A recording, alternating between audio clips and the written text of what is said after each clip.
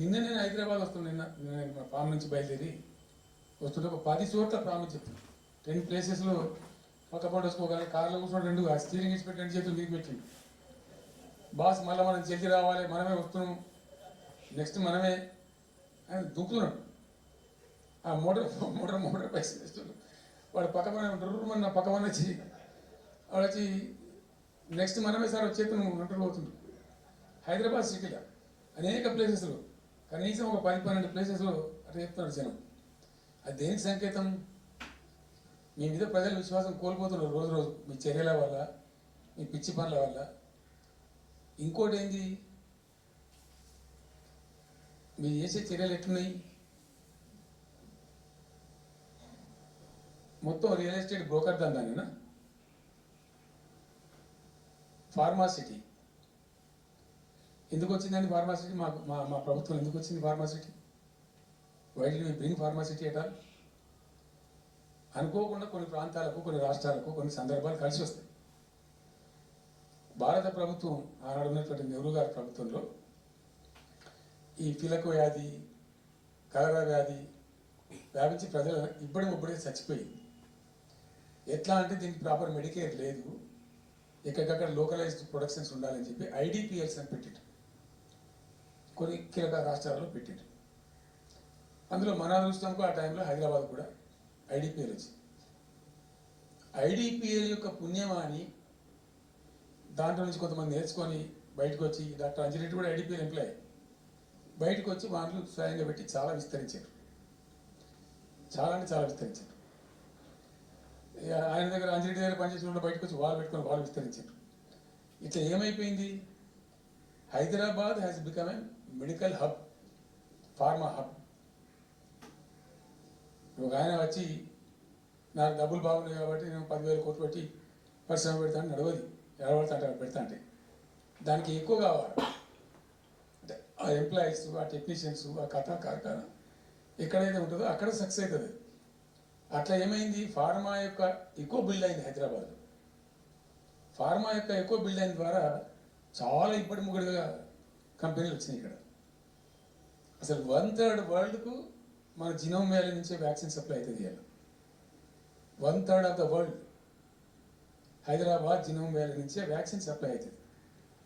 అట్లా ఎప్పుడో ఉన్న బయాలజికల్ ఈవెంట్స్ ఆ రాజుగారు స్థాపించారు ఆ కాలం 104 సంవత్సరాల క్రితం నిజాం పీరియడ్లో. అట్లాంటి కంపెనీలు వస్తూ వస్తూ వస్తూ వస్తూ వస్తూ Hyderabad has become a best destination for pharma. అయితే ఏమవుతుంది? ఆ రసాయనిక వ్యర్థాలు ఏవైతే ఉంటాయో అవి కొద్ది కారకాలు ఉంటాయి, ఇబ్బందులు కలిగిస్తాయి. మన హుస్సేన్ సాగరే కాలుష్యం ఏమైపోయి గబ్బు వాసన వచ్చే పరిస్థితి ఉండేది, మనం అందరం కూడా చూసినాం. సో దీని నుంచి హైదరాబాద్ బయటపడాలి. ఫార్మా వదులుకుందామా? వదులుకోవద్దు. మరి ఏం చేయాలా? ఒక 4 టీములు తింపిందండి నేను ప్రపంచవ్యాప్తంగా. ఐఏఎస్ అధికారుల బృందాలు, శాంతి కుమార్ గారు అని చెప్పి ఆమె చీఫ్ సెక్రటరీ కూడా రిటైర్ అయింది. ఆమె అప్పుడు హెల్త్ సెక్రటరీ కూడా కొంతకాలం. ఆమె నాయకత్వంలో పంపించాం, చాలా దేశాలకు పంపినాం. మరి తిరిగి రండి. ఇప్పుడు ఏమైంది? మందులు లేని ప్రపంచాన్ని ఊహించలేదు. మందులు కావాల్సిందే. మందులు తయారు చేసే సందర్భంలో తప్పకుండా కొంత వేస్టేజ్ ఉంటుంది. ఆ వేస్టేజ్ని ఎట్లా మేనేజ్ చేయాలి అని తెలివి కావాలి. సింపుల్ ఎగ్జాంపుల్ చెప్పండి, మన ఇంట్లో కిచెన్లో కూడా డైలీ వేస్ట్ ఉంటుంది, కానీ చాలా నీట్గా పెట్టుకుంటాం మనం దాన్ని. ఆ వేస్ట్ డిస్పోజ్ చేస్తాం, కిచెన్లోనే ఉంచితే చచ్చిపోతాం కాబట్టి ఆ భయానికి క్లీన్ పెట్టుకుంటాం, మన ఓన్ కిచెన్ కాబట్టి. ఎగ్జాక్ట్లీ ఎట్లయితే కిచెన్ క్లీన్ పెడతారో వాటిని కూడా క్లీన్ పెట్టాలి. అయితే ఒక ఫార్మా కంపెనీ ముందు నుంచి మనం పోతున్నాం అనుకోండి, మన దగ్గర అయితే వాసన వస్తుంది, మనకు తెలుస్తుంది ఇదేదో మెడిసిన్ తయారు చేసే కంపెనీ అని. వేరే దేశాలు అట్లా లేదు, యూరోప్లో లేదు, యూఎస్లో లేదు, చాలా దేశాలు లేదు, చైనాలో లేదు, అసలు గొట్టం నుంచి పొగరాదు. సో మనం మాత్రం టెక్నాలజీ మనం పెట్టుకోలేమో పెద్ద ఇష్యూ అని చెప్పి ఐఏఎస్ అధికారుల బృందాలను తింపిననే అనేక దేశాలకు తింపి పంపించి హైదరాబాద్లో ఫార్మా ఉంది కాబట్టి హైదరాబాద్ యొక్క లార్జర్ ఇంట్రెస్ట్లో ఫ్యూచర్ దృష్ట్యా ఫార్మాని కాపాడుకోవాలి, ఆ ఎక్కువ పోనీయద్దు, ప్లస్ ఈ కాలుష్య బారి నుంచి ప్రజలను రక్షించుకోవాలి. ఎట్లా అంటే ZLB అని వచ్చింది, జీరో లిక్విడ్ బేస్ అని. ఆ డిశ్చార్జ్ ఏదైతుందో దాన్ని మొత్తం జీరో లిక్విడ్ చేస్తారు. ఇంకా కాలుష్యం కాదు, ఏం చెడిపోదు, వాళ్ళకి ఇబ్బంది ఉండదు. అది ఇంటర్నేషనల్ లెవెల్లో సక్సెస్ఫుల్ ఉంది, సక్సెస్ఫుల్ జరుగుతుంది. ఇప్పుడు అమెరికాలో ఉన్నాయి, చాలా కంపెనీలు యూరోప్లో ఉన్నాయి, ఇంకా చాలా చోట్ల ఉన్నాయి. అవసరం, ప్రతి దేశానికి అవసరమే. అయితే మనం ఆ సిస్టమ్ పెట్టుకోవచ్చు కదా అని చెప్పి ఒక ఫార్మా యూనివర్సిటీ కూడా పెడదాం దాంట్లో అని చెప్పి ఫార్మా ఇండస్ట్రీ తెచ్చినాం. 2 హెలికాప్టర్లు తీసుకొని ఆ ఫార్మా బిజినెస్ మెన్ ఎవరైతే ఉంటారో వాళ్ళని నేనే స్వయంగా వెంట పెట్టుకుని పోయి ఆ ముచ్చర్ల అక్కడ పోయి తీసుకుపోయి చూపించి ఈ ప్లేస్ బాగుంటుంది కదా అంటే బాగుంటుందని చెప్తే దాన్ని ఫైనల్ చేసి చాలా కష్టపడి 5-6 సంవత్సరాలు పరిశు చేసి రైతాంగంతో ఘర్షణ పడకుండా ఒక 20,000 ఎకరాలు పెట్టుకొని చేస్తే 14,000 ఎకరాలు పైచీల వరకు 14,000 నెట్ వచ్చింది ప్రభుత్వానికి. 14,000 acres already acquired by government. చాలా ఎంఓఏలు జరిగినాయి, అన్ని జరిగినాయి. మన లోకల్ వాళ్ళు రెడీ ఉంటుంది. అయితే పర్టికులర్లీ జీడిమెట్ల, చెర్లపల్లి వీళ్ళు ఏమన్నారంటే, సార్ మాకు ఆల్టర్నేటివ్ స్థలం మంచిగా ఇస్తే మేము అక్కడికి వెళ్ళిపోతాం, ఈ బాధ మాకెందుకు, ప్రజలతో కూడా ఈ బదనాం ఎందుకు ఆడ పెట్టుకుంటాం.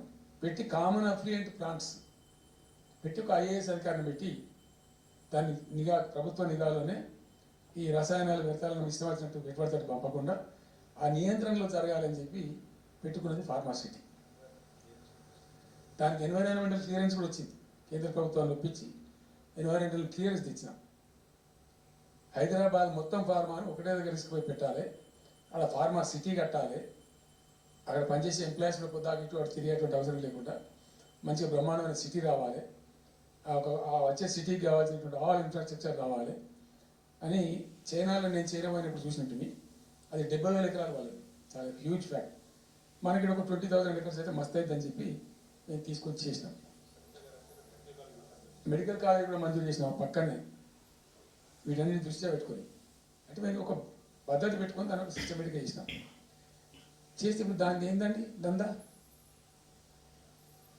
ఏదైనా చేసి దాన్ని నమ్మకదొబ్బ అన్నారు. ఏం జరుగుతుంది రాష్ట్రంలో? ఫ్యూచర్ సిటీ, తొక్క సిటీ, ఎవరికి కావాలి ఫ్యూచర్ సిటీ నాకు అర్థం కాదు. నువ్వు పెంచినావు హైదరాబాద్, ఎవరు చేసిన హైదరాబాద్ సిటీ? ఇంత వైబ్రాంట్ సిటీ ఎక్కడికి వచ్చింది? ఓ 400 సంవత్సరాల చరిత్రతోని దీనికంతా ఒకటి బోధి జరిగి ఆటోమేటిక్గా పెద్ద సిటీ అయింది. అట్లా అన్ని కావు, అందరికి కావు. ఎన్ని రాష్ట్రాలకు ఉన్నాయండి? బెంగాల్ కలకత్తా ఉంది, మహారాష్ట్రకి ముంబై ఉంది, మనకు హైదరాబాద్ ఉంది, కర్ణాటకకు బెంగళూరు ఉంది, తమిళనాడుకు మద్రాసు ఉంది, ఢిల్లీ కోర్స్ ఢిల్లీ. వేరే రాష్ట్రాలు లేవు కదా, 28 రాష్ట్రాలకు ఉండేవి. సో ఇంత మహానగరం నిర్మితమైంది.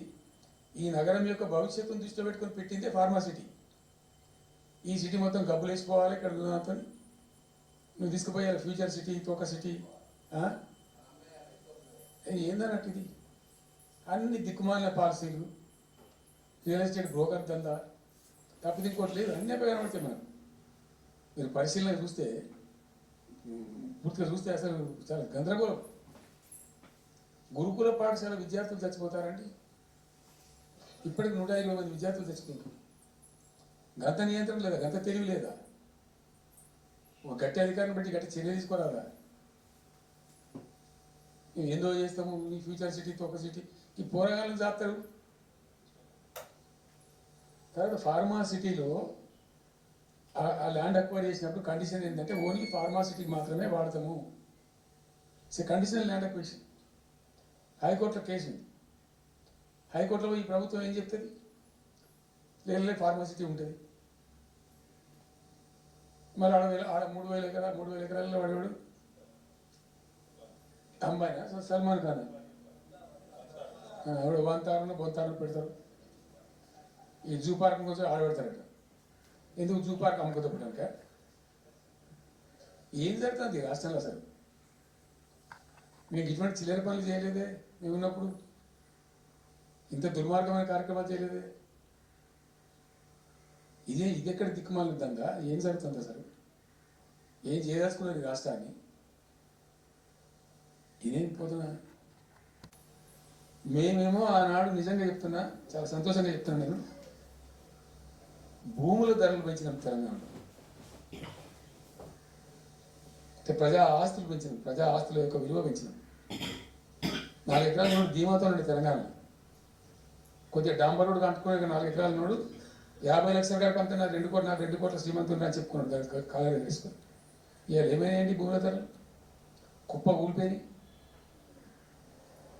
ఇంట్లో అమ్మాయి పెయింట్ ఉంటే ఎకరం అమ్మి చేద్దాం అనుకుంటే కొనే దిక్కులే సరే కళ్ళకి నీళ్ళు పెట్టుకుంటారు ప్రజలు. ఇవాళ లేదు,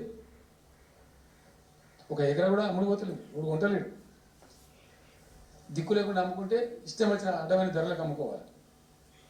సో ఈ అరాకిరి మాటలు చెప్పి అడ్డమైన హామీలన్నీ ఇచ్చి మీరు చేసాదగాక కేవలం రాజకీయ అధికారమే మా లక్ష్యమైన పద్ధతిలో ఇచ్చి ప్రజలను వంచి అటు రైతాంగాన్ని నడిపిస్తున్నారు, పేద ప్రజలు నడిపిస్తున్నారు, పేద విద్యార్థులు నడిపిస్తున్నారు, రిటైర్డ్ ఎంప్లాయీస్ నడిపిస్తున్నారు. పచ్చి అబద్ధాలు. కేసీఆర్ చేసిన అప్పులకు వడ్డీలు కట్టలేకపోతున్నావా? కావు ఉతికింది కదా, ఈ చెంపాచెం వాయించింది కదా. ఇంత కడుతూ తీసుకున్న అప్పులు ఏంటంటే 2,90,000 కోట్లు మొత్తం కలిపి చెప్పారు కదా చాలా స్పష్టంగా. సో ఇట్లా ఇవన్నీ వాస్తవాలు ఒక పక్కకు ఉంటే అన్ని అబద్ధాలు చెప్పుకుంటూ ఇష్టం వచ్చినట్టు మాట్లాడుకుంటూ ఇక నన్ను ఇచ్చడానికి అయితే వాళ్ళ నోరు మొక్కాలి. ఎప్పుడో సందర్భంలో కోపం వచ్చి ఒకటి తిట్టినామంటే ఒక మనిషిని మాట వేరు పొద్దా కాదే కదా తన కేసీఆర్ చచ్చిపోవాలి మాట్లాడినప్పుడల్లా. ఎక్కడైనా మాట్లాడు, ఏ సందర్భంలో మాట్లాడు, కాలేజీలో మాట్లాడు, లేకపోతే ఇంకొకడ మాట్లాడు, స్కూల్ పిల్లల కాడ మాట్లాడు. గింత అక్కసు ఉంటుంది మనుషులకు. అది కరెక్ట్ అవుతుందా? సో ఇష్టం వచ్చిన పద్ధతులు, మాటలు, ఇష్టం వచ్చిన దుర్మార్గ ప్రచారాలు, అన్ని పచ్చి అబద్ధాలు నోరు తెరిస్తే. రియాలిటీ వేరుంది, జరుగుతున్నది వేరున్నది, అన్ని రికార్డ్ అవుతున్నాయి ప్రజల్లో, అన్ని గమనిస్తున్నారు. సో కాబట్టి ఏదేమైనప్పటికీ పాలమూరు రంగారెడ్డి ఎత్తిపోతల పథకం విషయంలో ఎట్టి పరిస్థితుల్లో రాజీ పడం. ఈ ప్రభుత్వాన్ని నిద్రపోనీయం, కేంద్ర ప్రభుత్వాన్ని నిద్రపోనీయం. మా హక్కుల పరిరక్షణ ఒక డ్రాప్ తక్కువైనా కూడా at any cost, at whatever cost. TRS పుట్టిందే తెలంగాణ ప్రజల కోసం. తెలంగాణ ప్రజలకు ఒక నొక్కు పడుతుంటే మౌనం పాటించలేం. మీరు ఏ ఊరుకో ఏం చేసుకో, నాకు ఇన్ఫర్మేషన్ వచ్చింది మా మీటింగ్ జరుగుతుంటే మరి 4 గంటలకు అయిపోవాలి లెక్క ప్రకారం. It was extended. 5 గంటలకే ఉత్తమ్ కుమార్ రెడ్డి ప్రెస్ మీట్ పెట్టింది. మీకు కూడా వచ్చి ఉంటుంది ఎందుకు చేసింది. ఎందుకు కేసీఆర్ కానీ మనం ఇంకో వర్షం మనం మురగాలి చిట్ చాట్ అది కూడా ఎందుకు మొరగడానికి. ఆ మొరుగుడు వాల్యూ ఉంటుంది. So thank you so much. ఈరోజు నేను ఏమంటున్నా మీతో ఒక రిక్వెస్ట్ రావాలి, డోంట్ బి హెస్టీ. ఇవాళ I'm only restrict myself to Palamuru ఎత్తిపోతల పథకం. అది డైల్యూట్ అవుతుంది కాబట్టి ఇలా చెప్పాను. నేను ఉంటున్నా, మీకు అందుబాటులో ఉంటుందిగా. I'm on the field now. కాబట్టి మీకు please here me. You have to excuse me today. దానికే నేను రిస్ట్రిక్ట్ అవుతాను. ఇలా any question 100 questions you put me, I will give you answer tomorrow or day after any time. Thank you.